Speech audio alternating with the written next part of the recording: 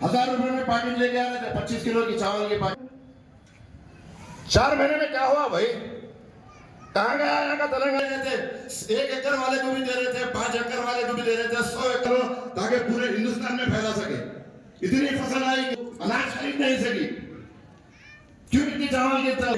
भाई आप लोगों को बस फ्री है, राशन कार्ड, वहां पर राशन कार्ड कहीं को जब हर चीज फ्री बोल रहे थे तो दो ना। कार्ड है आपके, रेशन से सब है, हर एक के अकाउंट में डाल दो पैसे। कोई बड़ा सीए का मसला है, इस पर अब तक यहाँ की हुकूमत का कोई रद्द-ए-अमल नहीं है। केसीआर साहब असेंबली के अंदर करारदाद पास कर बोल दिए थे कि छोटे भाई को बड़े भाई का आशीर्वाद पूछ रहे हो। बोले तो राहुल गांधी नहीं आने वाला है, बोले सरकार कांग्रेस पार्टी सेंट्रल में हुकूमत में नहीं आने वाली है। इसलिए आप लोगों को मेरी ये गुजारिश है कि हमारे नुमाइंदे को भेजिए। बुजुर्ग भी बैठे हैं, क्या तेलंगाना आज हमारे कैबिनेट के अंदर कोई मुसलमान है? क्यों नहीं है? अंदर कैबिनेट में क्या पास कर रहे हैं किसको मालूम? ऐवान में कानून ऐवानों में बनते हैं, होता है जहां नुमाइंदा होता है वहां पर शादी हो गया। सीएम साहब आए वहां को, साहब ऐसा जब साहब क्या बोले, श्रीनिवास गौड़ साहब तेलंगाना में माइनॉरिटीज को डीसी की चेयरमैन दे रहे, ऐसा माइनॉरिटीज को पॉलिटिकल में माइनॉरिटी नॉन माइनॉरिटी को भगवान दिया शादी करने के लिए और ईदगाह के लिए, और वो मंगल साहब दिया, सीएम साहब दिया, हम भी दिया, तो लोग मिला। मैं नौ सज्जनों से बोल रहा हूँ, सोचिए अगर 70 और 80 के दशक में अगर दुबई, सऊदी और गल्फ कंट्री को जाने का अगर वीजा नहीं मिलते तो यहाँ पर मुसलमानों की माशी हालत क्या होती? यहाँ पर क्या होती मुसलमानों की माशी हालत? कभी सोचे इसके ऊपर? अभी अपनी जगह है, कांग्रेस वाले धोखा दिए, जो गारंटीज उनसे नहीं हो सकती थी वैसी भी गारंटीज बोले। मैं आप लोगों से बोल रहा हूँ, केसीआर साहब एक सेक्युलर कायद है और यहाँ पर जब आए, महबूब नगर भी आए, क्लॉक टावर चौरस्ते पे ठहर कर यही बोले कि मैं मरते दम तक सेक्युलर रहूंगा। अगर वो बीजेपी से मिले हुए होते तो कविता मैडम को क्या जेल में डालते? सोचो, आज ये बीजेपी और कांग्रेस वाले एक ही है। वो लोग जो है यहाँ पर दहशत फैला के मुसलमानों के वोटा ले रहे हैं और खाली कांग्रेस पार्टी को सिर्फ मुसलमान वोट डाल रहे हैं, दूसरे जनों को कोई कांग्रेस पार्टी को नहीं डाल रहा। उन लोगों को बात समझ में नहीं आ रही। आज मुकाबला बस बीआरएस और बीजेपी में है, बीआरएस और बीजेपी में कड़ा मुकाबला है। मैं फिर एक बार अपील करता हूँ सारे मुसलमानों से कि अपनी अक्लमंदी, दानिशमंदी का मुजाहरा करते हुए हमारे निशान, जो कार का निशान है, जो केसीआर साहब का निशान है, केसीआर साहब के निशान को वोट दे और ज्यादा से ज्यादा वोट देके बीजेपी को डिफीट करें। बीजेपी को अगर शिकस्त देना है, बीजेपी को अगर यहाँ महबूब नगर में हराना है तो डेफिनेट कार पार्टी को देना है, क्योंकि देहातों से, गांवों से पूरे जो लोग हैं तकरीबन लोग बीआरएस पार्टी को कार के निशान को वोट दे रहे। तो हमारा भी वोट जब उसमें मिलेगा तो हम लोग जो है बीजेपी को हराने में कामयाब होंगे।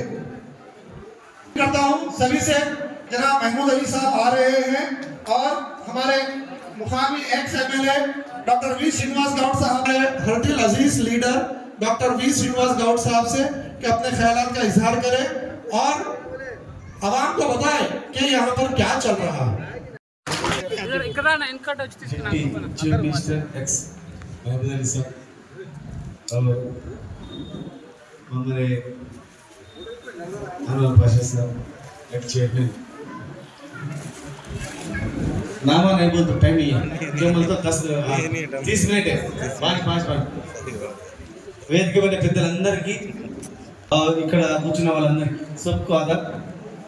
मैं 5 मिनट बात करता हूँ। तेलंगाना आने के बाद इससे पहले क्या है, मैग्नर की बात करेंगे, हैदराबाद का, तेलंगाना मुसलमानों का, तेलंगाना 200 चीज़ों में। पहले अपने मुसलमानों की बात करें। एक मैग्नगर में एक रेजिडेंशियल स्कूल नहीं था, 6 रेजिडेंशियल स्कूल आया। 120 करोड़ से वीरानापेट में 20 एकड़ में काम शुरू करा। एक ब्लैक फ्लैग भी हो गया सर, 120 में। ये तेलंगाना में किधर भी एक काम चीज 1-2 है, मगर 6 स्कूल्स किसको में ले दिया। मैं साहब से लड़के लाया, बहुत गरीब लोग हैं, पढ़े तो अच्छा डॉक्टर से और इंजीनियर बनना। सेकंड क्लास में थर्ड क्लास में एडमिशन ले लिए तो डिग्री पास होके बाहर आना। अब इंटरमीडिएट 6 इंटरमीडिएट कॉलेज मैंने 6 स्कूल से अब इंटरमीडिएट तक आया। ये साल में डिग्री वुमेन डिग्री कॉलेज भी आया, ये साल में पूरे डिग्री कॉलेज भी बनने के था और नेक्स्ट इंजीनियरिंग कॉलेज भी उसमें कराना बोल के था। और तेलंगाना पूरे भी इमाम मौजों को क्या दे रहे आप लोग मालूम है। रमजान तोहफा कोई दिया, रमजान ऑफिशियल कोई दिया, आपको मालूम है, आप जानते हैं। ये महेंद्रनगर में इमाम मौजों को भी मैं 65 लोगों को गाना भी दिए, तेलंगाना में किए इधर भी नहीं दिए। आप जस्ट आप प्रे करो, अल्लाह प्रे करो मस्जिद में, आप किराए वाला कोई नहीं मतलब 70 लोगों को लिस्ट दिया किराए में है सिर्फ, उसमें 65 लोगों को मैं गाना दिया, पट्टा दे दिया। यहाँ से हैदराबाद से अजोज है, दुबई जो महजल जहाज जाना बोले तो रायचूर गुलबर्गा वाला मायनार से जाना बोल के यहाँ हजोज भी मैं बना है। मेरे कोई भी नहीं पूछा हजोज बना बोल के, फर्स्ट फ्लोर ही स्लैब हो गया। स्कूल इतना दे बोल के कोई भी नहीं बोला। मैं खुद 6 स्कूल लाया, एक स्टूडेंट को 1,20,000 खर्च करते हैं और दरगाहों को मस्जिदों को 200 रुपये पेंशन। माइनॉरिटीज को 3,000 लोग थे, 2,000 पेंशन, 10,000 तक पूरे 20,000 है, 10,000 लोग माइनॉरिटीज को 2,000 पेंशन हम लोग दे रहे। सबसे पॉलिटिकल में माइनॉरिटी बोल तो माइनॉरिटी कॉर्पोरेशन माइनॉरिटी वो दे देती, मगर मैं जनरल में मार्केट चेयरमैन बनाया। आज हमारे ये पार्लियामेंट इलेक्शन के बारे में इधर हमारे chief guest vice CM ex vice CM हमारे महमूद अली साहब और एक इधर vice minister ex minister doctor Srinivas Goud sahab, हमारे इधर बैठे सब बड़े वालों को हम गुजारिश कर रहा हूँ, आप सब हमारे भाई बहनों, ये पार्लियामेंट इलेक्शन अब आ रही है, ये महबूबनगर के आप हमारे भाई बहनों को गुजारिश कर रहा हूँ। क्यों बोले तो 2014 के पहले महबूबनगर का हालत क्या थे, पानी नहीं थे, करंट नहीं थे, अब कैसा हो रही है। जो हमारे एक सीएम केसीआर साहब ने क्या करे, जो मुस्लिम को कुछ करे तो वो केसीआर नहीं करे, क्या बोले तो वो ये मुसलमान आपको मस्जिदों में जो इमाम मौजों को सैलरीज क्रिएट करे, जो कि तब तक कोई कांग्रेस गवर्नमेंट और एक टीडीपी गवर्नमेंट बोलते, मगर जो मुसलमानों को जो कुछ हेल्प करे वो केसीआर नहीं करे।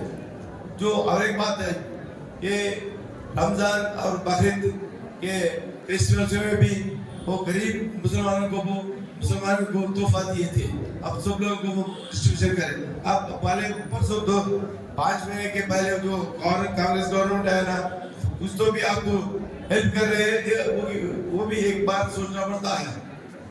जो अब तक ये तेलंगाना गवर्नमेंट आने के बाद गड़बड़ी भी नहीं है। पहले क्या थे 2014 के पहले 144 सेक्शन मामला में रहते थे, पानी भी अच्छा नहीं देते, करंट भी नहीं अच्छा नहीं था। उस वजह से आपको हम बोल रहा जो बात कर रहा हूँ मैं, ये पार्लियामेंट इलेक्शन में पक्का कार का निशान की वोट देके हमारा जीतने के लिए कोशिश करना है। आपको पूरा हम गुजारिश कर रहा हूँ आपको। हमारे और एक बात है, हम लोकल आदमी हूँ मैं, जो कुछ आप कोई भी है तो भी मैं बात करने को तैयार रहता हूँ मैं। जो लोग रहे हैं बीजेपी कांग्रेस वाले, एक कलोकृति वाले हैं और एक गद्दार वाले हैं, आपके साथ रहने वाला मैं हूँ। और एक बात है, हमारा इंडस्ट्रीज है, अभी भी बहुत आदमी को इधर हमारे मुसलमान भाई लोगों को एम्प्लॉयमेंट दिए है, अभी भी हमारे को वोट दिए तो भी हमारे को फैक्ट्रीज है। आपको जो यूथ रहते ना, वो लोगों को एम्प्लॉयमेंट भी कर दूँ बोल के मैं आपके सामने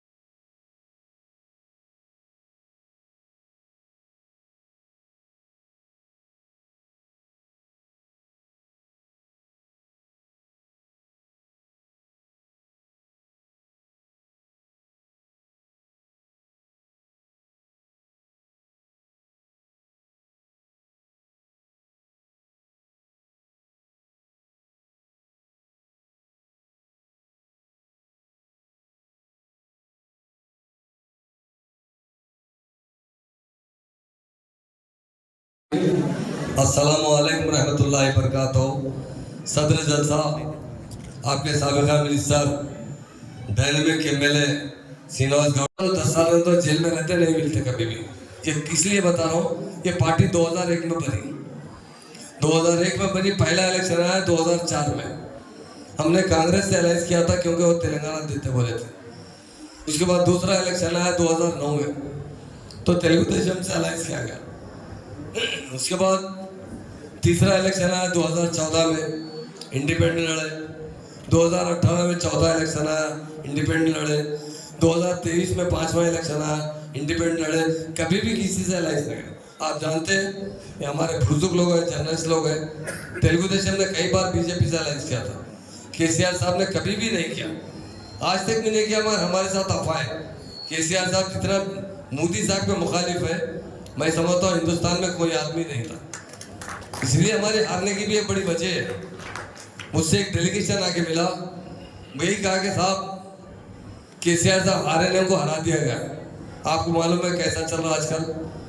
उस पर उन्होंने कहा कि हिंदुस्तान में 4 आदमी प्राइम मिनिस्टर के दावेदार थे। एक ममता बनर्जी थी, उन्होंने विड्रा हो गए।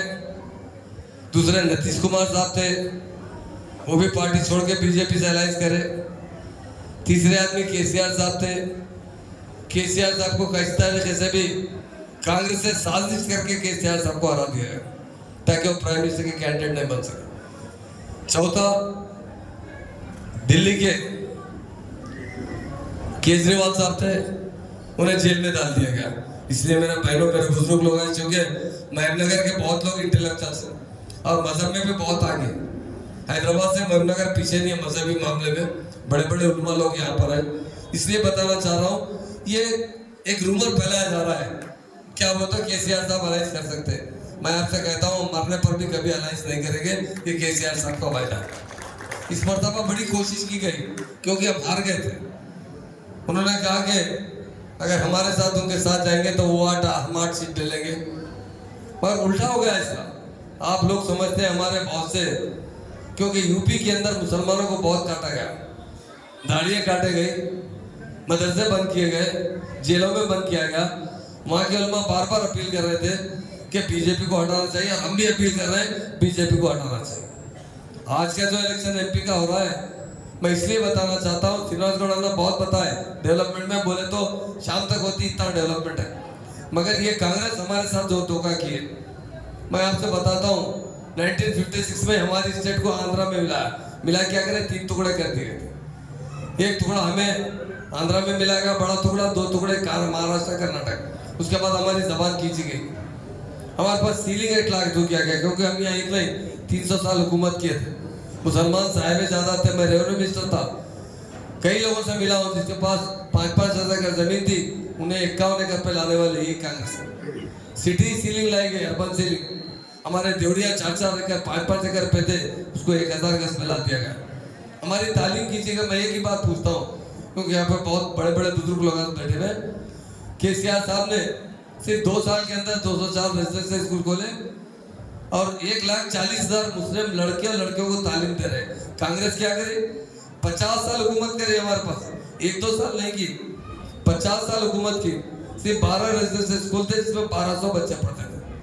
मैं पूछना चाहता हूँ, हमारे उलमा से पूछना चाहता हूँ, लोग यूपी के उलमा की बात पे हमारे उलमा भी उन पर अमल कर रहे हैं। यहाँ जरूरत नहीं है, यूपी में कत्लेआम हुआ था, दाढ़ियाँ काट दी गई थी, यहाँ अमन से रहते थे, सुकून से रहते थे। हमें बीआरएस पार्टी चाहिए जो आपकी पार्टी है। ये कांग्रेस पार्टी दिल्ली पार्टी है, BJP party Delhi party. BJP को तो हम वोट नहीं डालते क्योंकि हम खुद समझते हैं कि हम पार्टी बदलना चाहिए, चूंकि हिंदुस्तान तरक्की के बजाय मजहब की बुनियाद पर बढ़ रहा है। जो मुल्क मजहब की बुनियाद पर बढ़ जाए बर्बाद हो जाता है, टुकड़े हो जाते हैं। आप देखेंगे ये हालात चलते रहेंगे, हिंदुस्तान के 50 टुकड़े हो जाएंगे, क्योंकि मिलजुल के रहने में ही एक जगह रह सकता है हिंदुस्तान। ऐसा नहीं है कि 25-30 करोड़ आवाम को नजरअंदाज कर दिया जाए। एनआरसी का रेवंत रेड्डी साहब से, हमारे चीफ मिनिस्टर से कहता हूँ कि जो जर्नलिस्ट है वही केसीआर साहब से कहता हूँ, केसीआर साहब पार्लियामेंट में बिल पास करें। क्या तेलंगाना के अंदर सीट आपको चाहने वाला है, आपको तलके दिलाने वाला है तो केसीआर साहब। आप लोगों पर रहे लोकल इलेक्शन नहीं है ना भाई, ये एमपी इलेक्शन है। एमपी इलेक्शन में हम बीआरएस पार्टी क्या करेगी? यार बीआरएस पार्टी वो काम करेगी जो कांग्रेस ने करे। लोग हमें खामखा बीजेपी से रिश्ता जोड़ते हैं, ये कौन जोड़ते हैं? कांग्रेस वाले जोड़ते हैं। और आपको मैं बताऊंगा, हमारे इस इलेक्शन में तेलंगाना के अंदर एक तो असद साहब की सीट है, उसमें भी आप 2 दिन पहले का स्टेटमेंट, कल का स्टेटमेंट देख चुके। कांग्रेस का क्या स्टेटमेंट था? बीजेपी की पार्टी से जोड़ा गया था। केसीआर साहब कभी नहीं गए, असद साहब की इज्जत की उन्होंने कहा असद साहब हमारा तेलंगाना का चमकता सितारा है, चमकते दो, सारे हिंदुस्तान में जाने दो, बोलने वाले केसीआर साहब। इसलिए मेरे भाइयों बहनों, मैं 2-3 बात यही बताना चाहता हूँ। सबसे बड़ी फिरका पर जमात बीजेपी है, उसके साथ है तो कांग्रेस है। आज 8-8 सीट पे ये लोग कॉम्प्रोमाइज कर लिए दोनों मिलकर। आप समझ रहे हैं, अरे कांग्रेस को वोट डालेंगे तो बीजेपी खत्म हो जाएगी। अरे तेलंगाना में 8 कैंडिडेट को जिताने वाली कांग्रेस पार्टी है, बीजेपी के कैंडिडेट। ये इंटरनल जो है ये गलाइज किया गया कि कैसा भी 8 उन्होंने ले लेंगे, 8 देंगे, कैसा पहले ले लेंगे, पूरा खत्म। ऐसा नहीं है। मैं आपको बताऊंगा, गली गली में बीआरएस का नारा है, लोग किसान परेशान है। कोई बात भी आपसे एक बात बोलता हूँ, रेवंत रेड्डी इंडिया में 2 आदमी है, नंबर 1 के झूठे है। एक है तो मोदी है, उसका दूसरा भाई है तो रेवंत रेड्डी। आप बताइए केसीआर साहब कभी भी जाके मोदी साहब को रिसीव तक नहीं किए, और रेवंत रेड्डी आदिलाबाद में जाके मोदी साहब मेरे बड़े भाई है, गुजरात मॉडल बहुत अच्छा मॉडल है, और चलाना है स्टेट चलाना है तो शटल से मिलकर रहना है।